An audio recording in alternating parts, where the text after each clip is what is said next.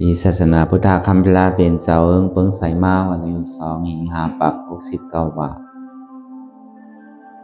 ปีได้2 หิงไปปัก20นี้มีก็จ่ายหิง3ปัก87 คู่เดิน4ได้ร้องมาว่าอะไรอยู่3 คำปีคิดวันที่5เดือนมาปี2 หิง26ในปางสร้างตื้อกำตรานาตาวิปัสสนาภาวนาหานยอธรรมนาตาปอกกำทนหาตีวัดป่านาตาวิปัสสนากรรมฐานทำปองวันนายึงนาปงอุณาสารเจวิงสีเสียงเจดอนตนตีเมืองไต้ปอจันนี่ก็เป็นข้าวยำอันเท่าเดียวอันกันนั่งภาวนาหานยอธรรมอนัตตาข้าวยำ8 โมง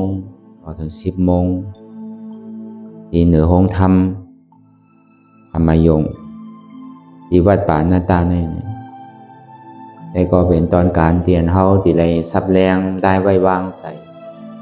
ไล่จ้างตื้อกำอย่างไรเฮาพอดีเป้โตเป้ใสพอดีมีหลองตั้งน้ำกัดมีหลองตั้งหัดหันเลยสืบกว่าหึงปอไรดมลงง่ายๆเป็นยาใสอันหนึ่งเป็นแห้งใจอันหนึ่งเห็นเฮาที่ไรทอมยินยาวนี่ก็เอาเป็นเครื่องมือเป็นเครื่องดีเฮ็ดให้เฮาใจตื้อกำกว่าไรดุมๆง่ายๆก็เบิ่นอันนี้แหละอ่อนตั้งสุดนี่ก็คือเฮานางขาไปขาขวาทับต่างขาซ้ายก็ไรนั้นขาซ้ายทับต่างขาขวานี่ก็ไรมือ2 ขอนต่างไว้เหนือตักก็要ไว้ตัวซื่อๆอีบีเคียงน่ะอีบีย้อนยันน่ะก็要你要รับหูเนอเปิดยามปียารับตาเนอเปิดยามปียาอยากตัวดีมันนอวิญญาณพาใจเดียนเฮาอันไรเสียนั้นเตียมันพูดก่อเกิดขึ้นเปลี่ยนมานั่นเองคือเฮาป้อหมอวนวางเตียบตัดเป็นอนัตตา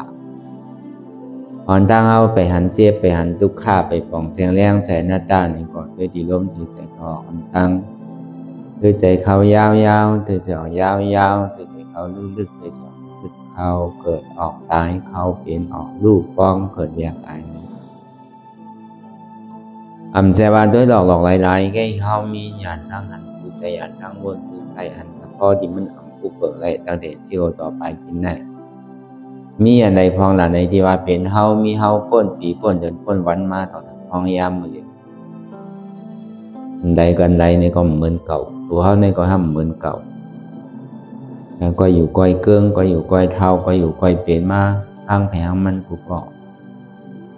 เพราะนั้นแหละอันนี้มันเป็นเสียจาตราเตียนเฮาเอาตาเนื้อด้วยก็หันว่าอันไรในมันก็เหมือนเก่าเหมือนเฮาอยู่หออยู่เฮิรนเก่าเฮามันอยู่มาหึงยาวในก็หมดปกโมแมงใส่กินอยู่มือก็กินก็ข้าวยำมันตีกวนตีก้อยตีลู่ตีปังตีฮักเมื่อไรหูเพื่อกะมันตีก้อยตีลู่ตีกวนตีปังวันนั้นเจ้าหัวในก็เหมือนนั่งเก่าตึงตีไรตายมันอนาคาตั้งนานนั้นเพราะนั้นเมื่อเฮาย่ำไปตายเมื่อเฮายังตื้อหูดีตาดียังตื้อกว่าอะไรมาอะไรนี่ก็เฮาก็คัดใจอันมันถูกดีเอาไว้กับเนื้อกับตัวเฮากว่านี่ก็เลยเสียการตลามีต่างเสื้อต่างรองตาดีปึงอิงไรเดเฮามีไหมีสนมีนามีโอกจากโคของคำมีปีมีน้องมีลูกมีหลานมีเจอมีเคยนำคือก็อยาก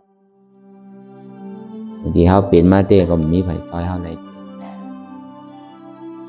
เมื่อเขายังตึกกว่าอะไรไปเลยเป็นต้องจอยยกจอยให้ในแต่ก่อนเป็นคนพอวันเจ้ามาในตายนอนไหนกินน้ำมาเหมือนนั้นในห้องสังปึงสังเตะ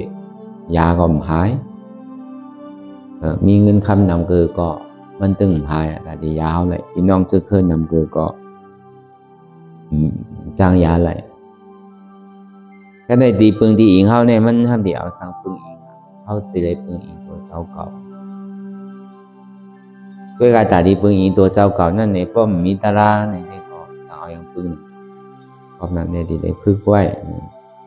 พอพระพาเป็นเจ้าเขาก็ห้อยอยู่ว่าคนเขาเนี่ยมันมี3หย่อย3ฐานเมื่ออายุเขาตึกหูความอยู่ต่อถึงอาสาเขาเศร้าหาเนี่ยอันนี้มันติได้เฮ็ดปราหิตอัตตาหิตาคุณตาติได้เห็นหูเอาลองตั้งปีหยาตั้งหมอตั้งหูตั้งลักตั้งแหลม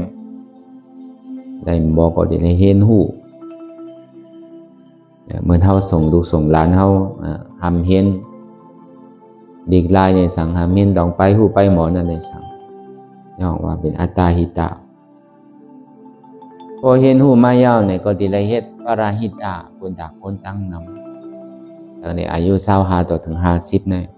คุณตาคนเปิ่นอันเฮาได้หูได้หมอมาลองตั้งนำกัดเตียนเฮาได้มีตัวทบตัวยามานั่นสำเพิ่นเอามาสั่งสอนมาบอกกล่าวมาปากหนีเสียนตังดองสังเสียก็เย้ายาวคือเปิ้นบ่ได้หูได้หันคือเปิ้นบ่ได้มีนำหูนำกัดจอมอย่างตั้งหมอเจ้าเก่าที่ได้เห็นหูที่ได้ทำเห็นมานั่นพอถึงข้าวยามอายุ50เดือป้นกว่าถึง75เนี่ยได้เฮ็ดอัตตาหิตาตัวเจ้าเก่าเกิดมาภาวะจาดปานหนึ่งอันไรไปได้เฮ็ดลองตั้งเบิกตู้จะเดือกเต็มใจหนึ่งเขาลองตั้งดีตั้งถอดตั้งเมียนก็ได้เลยหิมเลยเฮ็ดเอาฐานะเลยสังศีลาเลยสังสมถะเลยสังวิปัสสนาเลยเพื่อการมันเป็นจิกเป็นจอด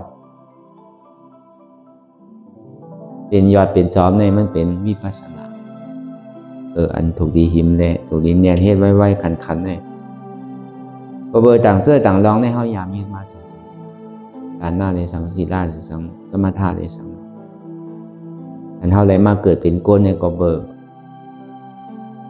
ผู้โศกเก่าเฮาอ่อนมากเลยมาเกิดเป็นก้นนั่นอันเฮาเลยดูได้ต้านนั่นก็เฮาเกิดมาเพราะว่าศาสตร์ในนี่ก็ได้กินได้ดูอันห่างพางเองกันละลักษณะเฮาเต็มทนในก็เพื่อเฮาเลยมีศีลไว้เฮาจึงได้มาเกิดเป็นก้นก็เพื่อเฮามีพื้นฐานสมถะไว้แล้วเฮ็ดให้เฮาใจนิ่งเฮ็ดให้เฮาใครนอนวัดนอนว่าเฮ็ดให้เขาใครกรรมศีลกรรมธรรมใครอยู่ที่กัดเย็นติดพอทีไรมันสุกซากทีไรมันอ่อนมอทีไรมัน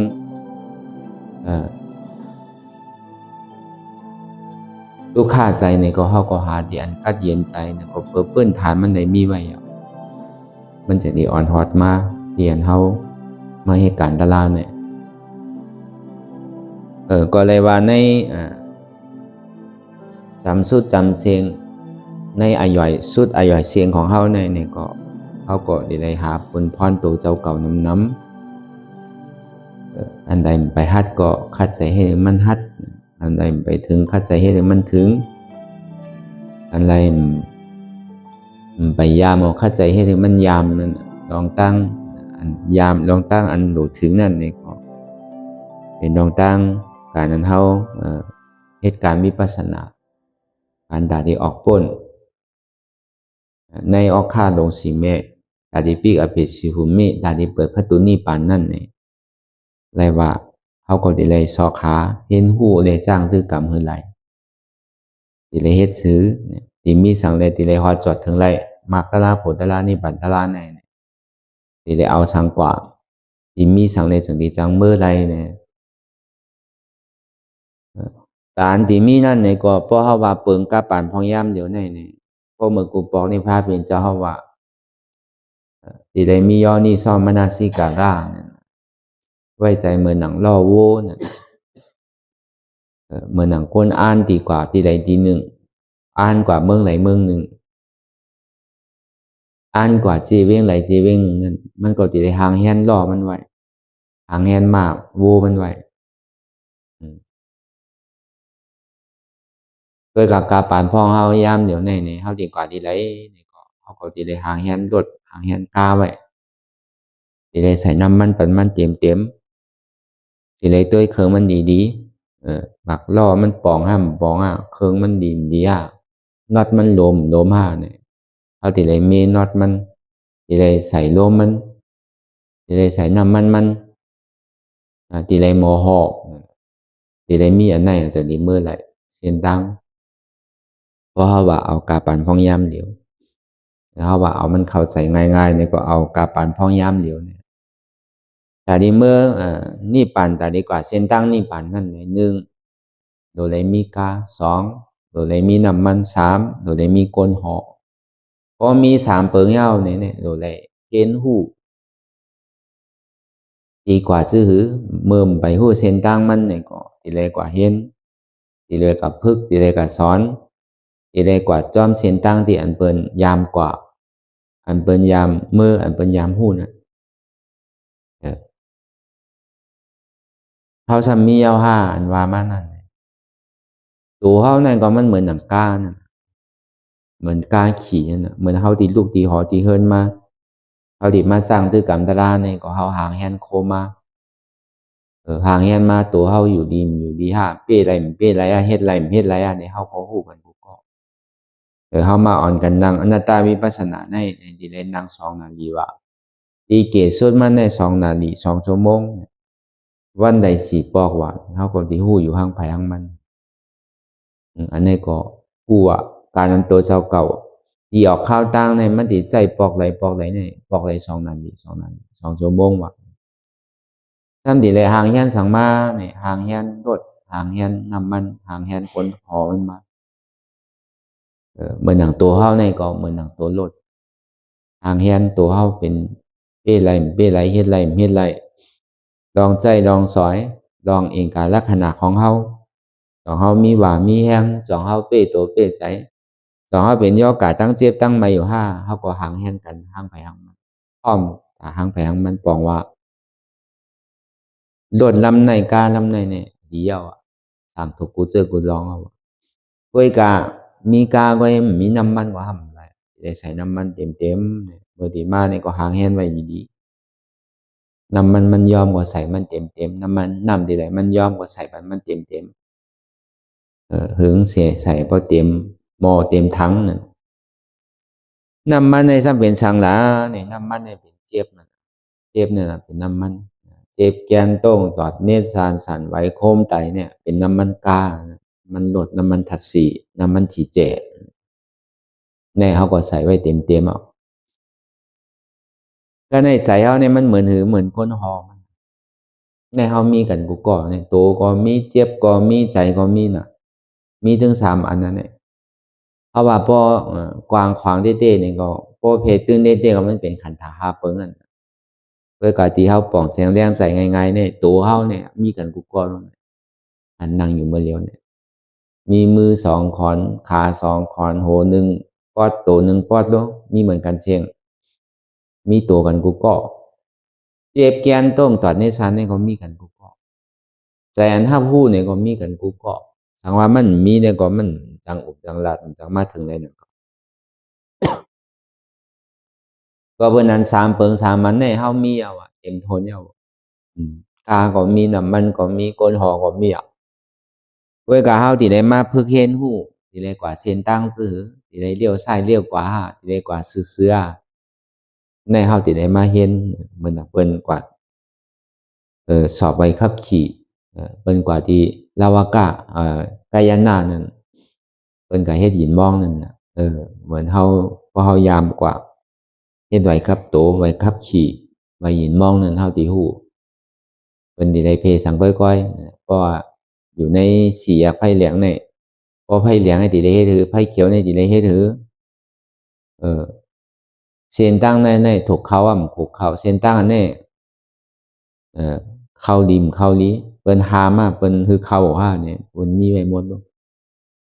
เพราะว่ามันผ่านแล้วเนี่ยมันสันติไลมาน่ะไว้กับโตเนี่ยไว้หินมองเพราะมันผ่านเนี่ยก็สิได้เฮ็ดขึ้นใหม่ต่อถึงมันบ่ผ่านกว่าเนี่ยมันก็เหมือนนั้นน่ะก็การเฮาไม่ให้การตลาดนั่นเนี่ยก็เฮาก็สิได้มาสอบสิได้มาจ้างตื้อกรรมสิได้มาเรียนรู้สิได้คับซื้อกว่าเส้นตั้งเรียนเฮาดีเมื่อเนี่ยมันขึ้น100ลง105มันมีตั้งกว้างหลายเส้นหลายตั้งสิได้เลี้ยวซ้ายเลี้ยวขวาสิได้กว่าซื่อๆเนี่ยสิได้ลง100ขึ้น105เนี่ยก็เหมือนเฮามาเรียนรู้อยู่มื้อเดียวเนี่ย ก็เปิดเฮามีเต็มทนอยู่กูเจอกู300,000เปิงเอาวะกาก็มีน้ำมันก็มีโกนหอมันก็มีเพื่อก็ห้ำไปฮู้จักเส้นทางมันเตอะก็นั่นแดนเฮามาเข้าโฮมจ้างด้วยกำตะลาปังตะลาในนี่เฮามาเรียนรู้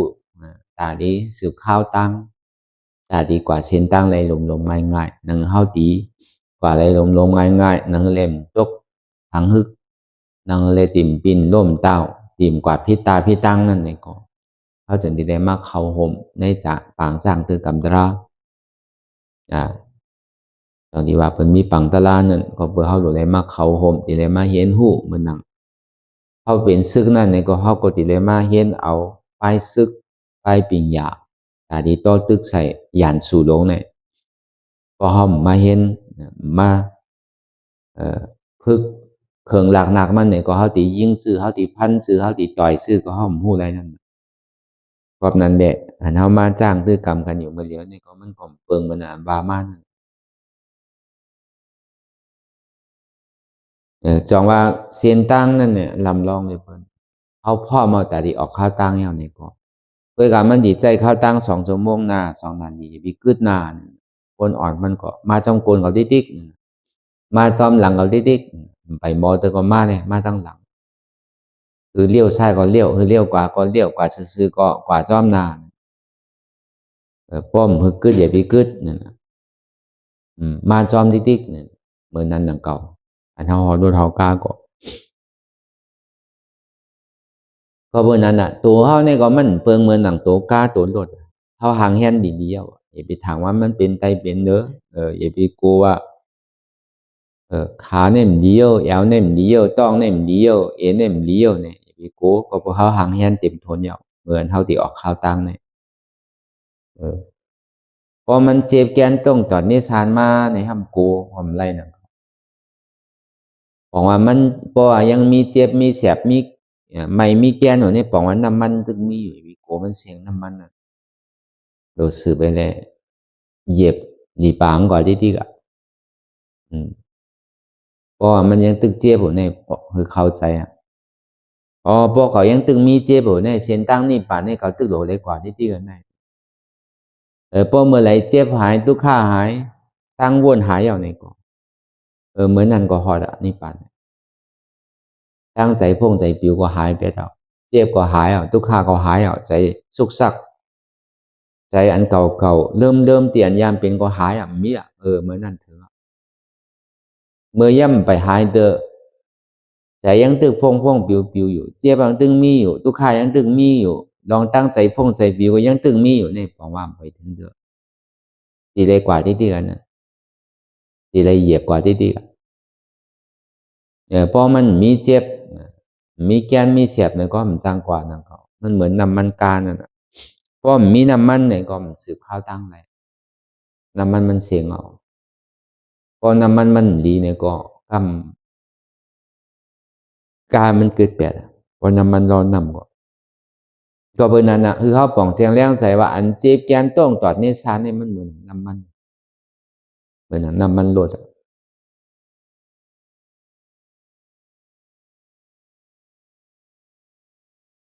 แต่ในก้นหอมันเนี่ยซ้ำเหมือนหนังใสเฮาเนี่ยเป็นก้นหอมันโดยตัวที่ก้นหอมันก้นหอมีวันเปิดหอลดหอกาเนี่ยมันวิสัยมันวิกว่ามันกลุ่มกับกลมมากกลุ่มกว่าตัวกาวากาเป็นใจก้นหอกาเนี่ยมันตีเลยตัวตั้งตีเลยตัวเส้นตั้งตีเลยเฮ็ดซื่อหือพอเปิดก้นหลังขี่มาตั้งหลังเนี่ยมันจังเป็นพื้นเป็นไพ่ไหลป้อมตัวเส้นตาชายตั้งอยู่จังมีปัญหามาต่อละซ่ามาเนี่ยจังร่วมจังปินจังเตาไรผมก็วิสัยวิกว่าก็ลดการเนี่ยมันดีตกไปมันดีคอมไปละมันดีกระตำเปิ้นเหมือนนั้นดังเก่าใส่เฮาเนี่ยก็มันเหมือนก้นหอมัน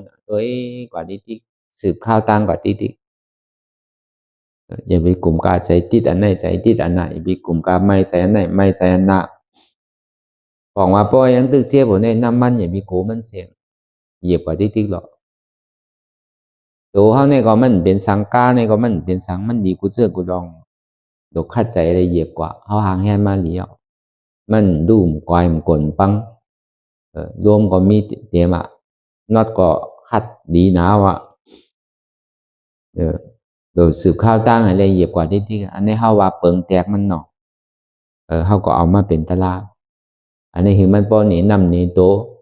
อันเฮาหนังตารางในก็เหมือนนั้นหนังเก่า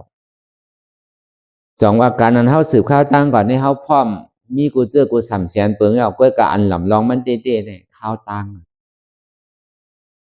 อย่าพี่มันห่างสองก็คือมันไรสองสามก็คือมันไรสามสี่ก็คือมันไรสี่อันนั้นก็ใกล้กว่าที่เนี่ยก็มันดีกว่าลื่นมากกว่าป่องมากกว่าเข้าใจมากเพราะอธิษฐานของเฮาผมรู้เสียจากของเฮาผมรู้วิทยาตั้งคัดใจเฮาผมรู้มันดึงฮอดวันหนึ่งเวลาพอมันไขฮอดไว้เนี่ยก็โดดใส่น้ำมันแค่ไม่เหนือเนาะก็น้ำมันพอแค่มันเครื่องเหยียบก่อนมันคำก็น้ำมันแค่ให้มันเจียวถึงไว้บอกว่าซื้อหือหล่ะเนี่ยพอเฮาหันเจ็บไว้หันตุกขาไว้นั่นมันติเจียวถึงไว้มันติเจียวสุดไว้นั่นพอมาหนังในหึงกวยหันเจ็บเนี่ยมันนานน้ำมันบ่ให้แคมจังว่าไล่อันเฮานั่งกันในคือเอาต่างที่นั่นอย่าไปนั่งโยโย่ธรรมดาพอเฮายามนั่งโยโย่ธรรมดานี่ก็เฮาก็ต่างซ้ายเอาขึ้นมาต่างซ้ายเอาขึ้นมาต่างขวาพอเฮายามต่างเตรียมนี่ก็เฮาก็ต่างขึ้นมาสูงพอคุยกับเฮาต่างสูงก็ย่ำเจ็บนี่ก็เฮาซ้ำขึ้นนั่งมหาปริญญาเดียวอันนั้นบอกว่าน้ำมันในโดดแสนจ้าลีอีกนึงน้ำมันไรเนี่ยก็โดดใส่แก้วเอานั่นเนาะเหมือนเฮยมีนั่นพอเฮาขี่ก้าเนี่ยก็เฮาจิตใจเขาย่ำพองเหมือนเฮาลูกตีเฮาว่าจะเฮาลูกตีตะคิเล็กมาตีสองกี้เนี่ยใจเขาย่ำ16 นาทีเฮาว่าตั้งแต่นาที6 โมงกลางในเจ้าจำขึ้นมาฮอดนาที9 โมงมาฮอดใจเวลาเขายาม16 นาทีเวลาพวกขี่เครื่องบินใน1 นาทีก็ถึง1 ชั่วโมงก็ถึงลูกเอาตีให้โว้อะไรกว่าตะคิเล็กเนี่ยย่ำถึง1 ชั่วโมงก่อน45 นาทีเขาว่า1 นาทีไอ้ก่อนเนี่ยมันก็เหมือนนั้นดังเก่านะพวกขี่เครื่องบินก็ไว้นึงพวกขี่ก้าก็เทิงนิดนึงพอไปจีนแค่เทิงพอขี่รถเครื่องแค่เทิงไปตีในเทิงหรือขี่รถเครื่องในเทิงหรือขี่ก้าในเทิงหรือขี่เฮอร์วินจังว่าไล่อันเท่าดีกว่านี่ป่านแต่ดีกว่าลองตั้งยังงานเท่านั้นในเกาะยิงมันหันเจ็บไว้ยิงหันตุกขาไว้ยิงหันลองตั้งขานใส่ไว้ในเกาะมันก็ถึงไว้พอมันนานหันก็นานถึงพอมันเจียวหันก็เจียวถึงมันเจียวมาก็เจียวสุดมันเจียวมันนำก็เจียวสุดไว้พอมันนานมาก็นานสุดตาลาเนี่ยก็เหมือนนั้นดังเก่าอยู่หลายแหละอันเท่ามันหนังตาลาเนี่ยเพราะมันเจ็บก้นขึ้นมันทุลางมันเสียขาวยำมันนานถึงแต่ว่าพอมันหนังยาวเนี่ยก็คือมันเกิดกำเดียวเวลาคือป่องแจงเลี้ยงใจเปิงหนึ่งแต่มันที่เกิดอะไรนั่นเนี่ยเฮาหลุดเลยหมอพึกวางอัตราตั้งดอกมันจังยาเฮาน่ะอัตราตั้งดอกวนลองเปิ้นวนลองเขาวนลองเฮาที่จริงนั่นคือกะหันเปิ้นอยู่ที่จริงนั่นตึกกะหันจุ้มเขาที่จริงตึกกะหันจุ้มเปิ้นอยู่ที่จริงตึกมาหันจุ้มเฮาที่จริงนั่นย่ำไปหันเก่าเดินนั่นอันนั้นนานก็เบิ่มันกะหาตั้งพี่เปิ้นที่จริงตั้งพี่เจ้าก่อมไปหันนู้ตัวเจ้าเก่าใจเจ้าเก่ามีที่ในยุ่มหันกะหันเปิ้นกันอยู่หลายแหละเพราะเป็นนั้นมาเนี่ยมันทบหยาบอีกหนึ่งมันใจเขายำเพราะมันหนังยามันหันไผเปิ้นก่อมหันเขานั่นก่อมหันเฮาในก่อมหันเดือเสียเก่าตัวเลี้ยวนี่เงี้ยอันนี้มันจำมาลอยๆอันมันหักหนาเลยเปิ้นล้อกล้าลงเนี่ยเป็นตัวเก่าเนี่ยพอมันมาตีตัวเก่าเนี่ยก็จุ้นตัวเก่าขึ้นไปอันมันหักหนาเลยตัวเก่าสั่งเป็นใจเก่าหักตัวมคือหักใจวะ อันมันหักหนาเลยใจเก่าเนี่ยซ้ำเป็นสังเป็นเจ็บเก่าเนี่ยมันติได้จุนอันไหนแหละจุนโตจุนใจจุนเจ็บอ่ะพอจุนในแล้วเนี่ยก็มันก็เข้าง่ายๆจังว่าพอมันเจ็บมาเนี่ยมันมีอ่ะตัวเนี่ยหายกว่าตั้งไรก็หมู่ใจเนี่ยหายกว่าตั้งไรก็บอกว่าเจ็บเนี่ยมันมีแข้งใหญ่หรือเสตัวเล็กใจเวทนาตัวไหนเนี่ยมันเป็นที่อนุรองมายาตมันที่จู่เป็นอันหนึ่งอันเร็วพอเบอร์นั้นเมื่อมันยังตึกหันโตอยู่เนี่ยมันไปหันใจมันตึกกะเจ็บขาเจ็บมือเจ็บหัวเจ็บเอวอยู่เนี่ยยังตึกไกลใจอยู่นั่นมันไปหู้จักใจเถอะเลยก็เขาก็ดีเลยพึกว่าอ๋อมันใจหัวเกาขาเกามือเกาแต่เนี่ยพอมันเจ็บแห้งขึ้นแห้งขึ้นแห้งขึ้นขึ้นเนี่ยมันมาดีใจอ่ะขานใจน่ะเลอะอกเลอะใจน่ะใจพอใครพูดใครขาดอ่ะพอมันมากำหนึ่งเนี่ยอันนั้นบอกว่าตัวเนี่ยหายอ่ะมาดีใจอันนั้นหักตัวก็คือก็มันไปขึ้นหักใจเถอะพอมันเปลี่ยนสินั้นมาใจเนี่ยหักเลยตัวพอมันมาดีใจเอาเนี่ยก็ที่ได้หัดจุนใจอ่ะใจเนี่ยพอมันว่นกับกาวากาเป็นมีกว่ากาวากาเป็นหักกว่ากาวากาเป็นเนี่ยก็เสียงหนังเก่าใจตัวเนี่ยมันก็อยู่ตัววนวางที่แกมาดีตัวจุนตัวมาดีใจจุนใจเพราะว่าผ่านใจตัวในระยะเนี่ยสามารถเจ็บวินตั้งออกก็เจ็บวินตั้งโต๊ะก็เจ็บวินตั้งห้องก็เจ็บวินตั้งจานก็เจ็บมีการเจ็บกันในโลกาหลงเนี่ยมีสังตัวมีหลายใจมีหลายเนี่ยมันเมื่อหนังเก่าก็เหลียวเนี่ยเจ็บเลยเปิดมีไผเจ็บเหมือนหนังเก่าเพราะมันหนังก็พอเจ็บแบบป้อมตันวนตันวางสั่งก็พอเจ็บกว่าตั้งหมดตั้งเสียงอ่ะทำดีได้จุนทางนั้นเนี่ยเจ็บในกล่อมใจเก่าอนัตตาพอเขาฮัดจุนที่ไหนที่เขากล่อมหึงนานมากกว่าฮอดอ่ะกำเลยอ่ะพอตลามันโสมาเต้เนี่ยเขาใครหนึ่งซื้อหนึ่งหรอกไปเพื่อนซื้อเพื่อนเนาะมันจังเพื่อนไรมันจังหนึ่งได้ใครห้องใครก็มันจังห้องไรหนึ่งก็ป้อมไรอ่ะน่ะก็กะไรยอมอ่ะกำไนยอมก่อมไรรู้ติตายเตี้ยน่ะแต่กะไรยอมอ่ะเพราะมีตลาเนี่ยมันไรกันน่ะจังว่าอ๋อมันใจเก่าเต้รู้เนี่ยพอมันหัดมาสินั้นยาวเนี่ยมันหูดมาสินั้นยาวเนี่ยพอหัดจุดเนี่ยกว่ามันก็เข้ากันเลยเออกำเงี้ยอันนี้เขาว่าไล่มันเพราะเป็นนั้นเดอันเท่าดีกว่านี่ป่านนั่นดีกว่าเสียนตาสายตั้งนี่ป่านนั่นเนี่ยบอกว่าเคยเงินเท่าดีกว่าก็มีกันกูก็เยาว่าดีเฮ็ดซื้อกว่านี่ก็บอกว่าในก็มันก็ตีไรมีตีลองตั้งนำกัดไผนำกัดมันลองตั้งฮัดจุนไผฮัดจุนมันพอยังตึกหักตัวโกตายอยู่ก็มันก็นานอีกหนึ่งสั่งถูกมาเนี่ยพี่มันหน้าคนตายมาเอาก็ซุ่มเอาก็เบอร์นั้นในมือใดมือนั่นเนี่ยคือเขาฮัดมือเจ้าเขาตึกเฮ็ดมือมาเฮ็ดปังตะลาเปิดปังตะลากำไรก็เสียลายนะเพราะว่า3 วันมันดีสุดเนี่ยก็เพื่อเขาหู้อยู่เพราะปอก็ฮอก็เฮิรนฐานมันนำแต่ที่ได้มาไว้ใจเขายำเนี่ยนางวันใด30 ปอกมันเปลี่ยนได้นำเต้ๆก็วัน2 ปอกเต้เป็นไรอยู่รออยู่เฮิรนก็ที่มันนางใน3-4 ปอกเนี่ยมันตึงเป็นไรอ่ะก็เพื่อเขาก็ซ่อมโดยเฮ็ดหาใส่ต้องใส่ไส้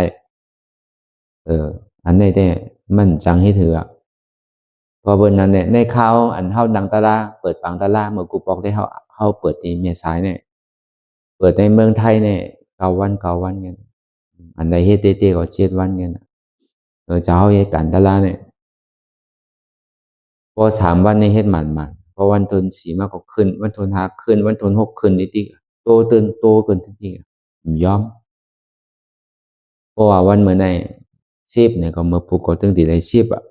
ใจก็อยู่เลยเหลือ10อ่ะบอก11ใช่ไหม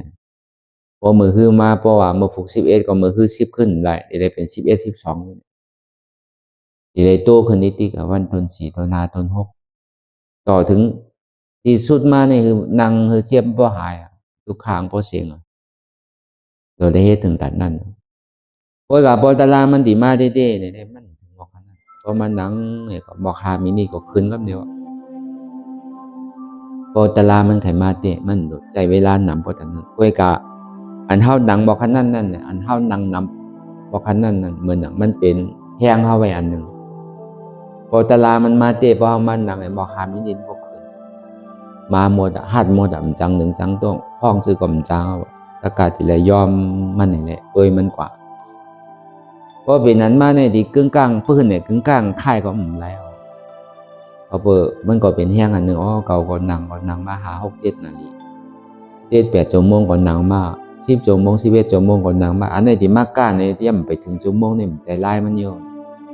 มันก็เฮ็ดให้เฮาเปตัวเปใจมากจังว่าการนังตะลาเนี่ยนังนำคือก็มันหลีกันนั่น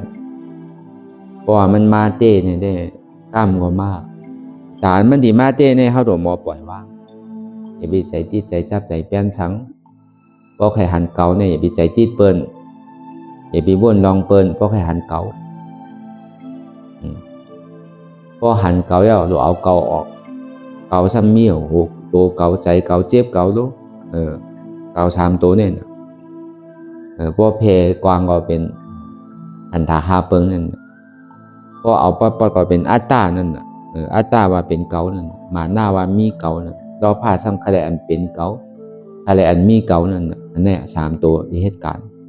พอที่เอายำมันว่าเตก็เป็นอัตตาตัวเดียวอัตตาเหตุการณ์อัตตานี่มันเป็นตัวกิเลสกรรมก็เอาตัวมาเป็นของมันเนี่ยกรรมก็เอาใจมาเป็นของมันเนี่ยกรรมก็เอาเจี๊ยบมาเป็นของมันเนี่ยกรรมเอาขันธาหาเปิงมาเป็นของมันเนี่ยเอาก็ซ้ำหนูเลยพาว่างใจเอาเนี่ยพาเย้าเปียเย้าเอาเย้ามันใครมาไล่จามก็อย่าไปใครไล่มันใครมาไล่ชอก็อย่าไปใครไล่ที่เขาจุดนั่นน่ะมันใครเจ็บจื้อใครแก้นจื้อใครสาจื้อก็เย้าเขาอย่าไปจอมมันหมอหยอกมอนเลี้ยนอ่ะกิเลสเนี่ยมองปอกมันหายไล่จามมองปองหายไล่ชอเพื่อกะอันเท่าถูกดีโทษได้มันหลงมาไล่จามนั่นน่ะมันดีพอไล่ชอในหมายามันนำคนนางเล่มหันตุกข้ามหันเจี๊ยบมันเทิงน่ะมันทบระหยับน่ะตะลาเนี่ยคนนางเลยเจี๊ยบกำเหลียวเนี่ยแค่มันนะมันโดดเจือกสิน่ะมันโดดเป็นสิน่ะพอมีเจี๊ยบเขาสำเร็จเอาสังเฮตตะลาน่ะแต่นังเนี่ยได้เด็ดเย็นไว้ที่นั่นก็มันทุลาวมันกะลักเสริง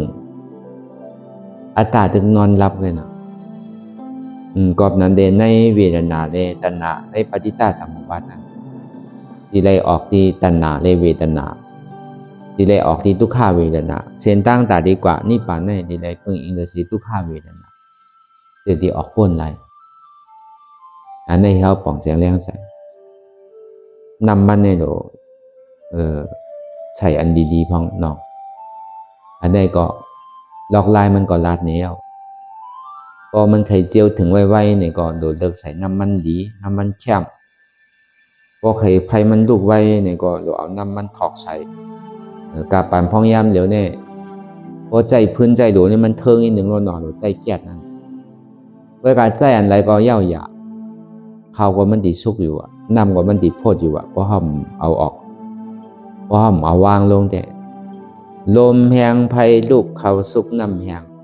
ลมแหงไผ่ลูกหลินแคมน้ำแหงนั่นเลยมันดีเจียวสุกไว้นั่นเลยมันดีเจียวโพดไว้นั่นน้ำนั่นเอาหลุดโซนไผ่มันได้เกี่ยอำโดวนสังอำโดเจนจ้าสังน้ำพอวนเปวนนี่ก็เจ็บมันดีเกิดซื่อทุกขามันดีเกิดซื่อพอเจ็บเกิดทุกขาเกิดมาเนี่ยครับดีได้เฮ็ดซื่อดีได้วนซื่อนี่ก็มันมาดีเจ็บก็วนดีเจ็บมาดีโตก็วนดีโต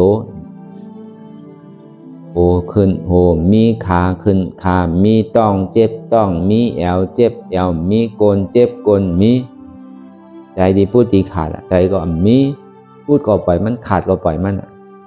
เจ็บหนาเจ็บมีเก่าเจ็บเก่ามีเจ็บเก่าเจ็บเก่านี่ก็มีที่ไหนกันนะครับมีอย่าง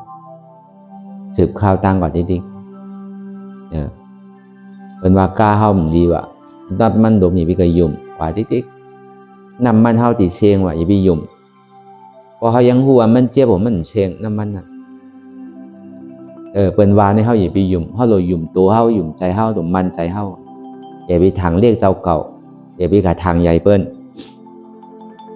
โดยทางใหญ่เจ้าเก่าห้องหลังเก่าอย่าไปทางเรียกเจ้าเก่าอ่ะเพราะว่ายังตึกเจี๊ยบตึกเสียบ่ได้บอกว่าน้ำมันตึกมีอยู่อ่ะฮอกะติ๊กกาไอ้กามันกาก็มันดีอยู่น็อตมันล้มว่าติ๊กโดสืบข้าวตั้งฮอกะติ๊กเจนตั้งเดียนฮอกะในถูกเอามาเนี่ยจื้อเอาใจเอาอย่าไปกึดจอมตาจอมตังอย่าไปกึดซ้ายกึดขวาว่าติ๊กมึงนั่นก็ดีถึงดีฮอดลูกที่ไหนกว่าให้วัวก็ถึงให้วัวลูกที่ไหนกว่าโหโป้งก็ถึงโหโป้งลูกที่ไหนกว่าเมืองปอนก็ถึงเมืองปอนลูกที่ไหนกว่าถึงร้อยแหลมก็ถึงร้อยแหลมลูกที่ไหนกว่าถึงน้ำจางก็ถึงน้ำจาง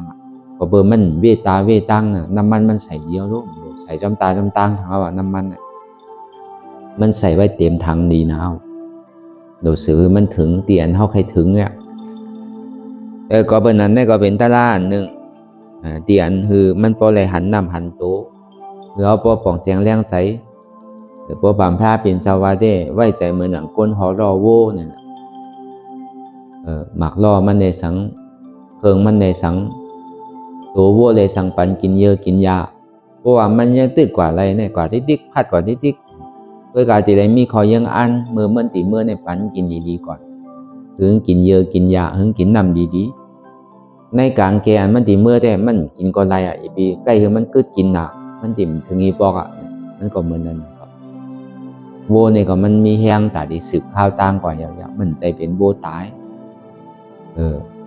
มันเป็นโวที่กินอิ่มแล้วในเฮาหลบพัดมันกว่าที่ติ๊กเนี่ยเหมือนนั้นเขาถ้าเป็นเจ้าแตงนึงเป็นโยนิโสมนสิกะละไว้ใส่เหมือนหนังก้นหอมันที่ได้มีขอยังขอตั้งยังอันนี่แหละลูกที่ไหนดีกว่าที่ไหนใจข้าวยามหมอกกะหือหางแฮนล่อไว้ดีๆหางแฮนโวไว้ดีๆขี่ไว้ดีๆตึดเจือกไว้ดีๆยับค่อนไว้ดีๆนะก็พาเป็นเจ้าว่าได้เป็นไว้ใจเหมือนหนังก้นหอรอโวยอนิโสมนสิกะละ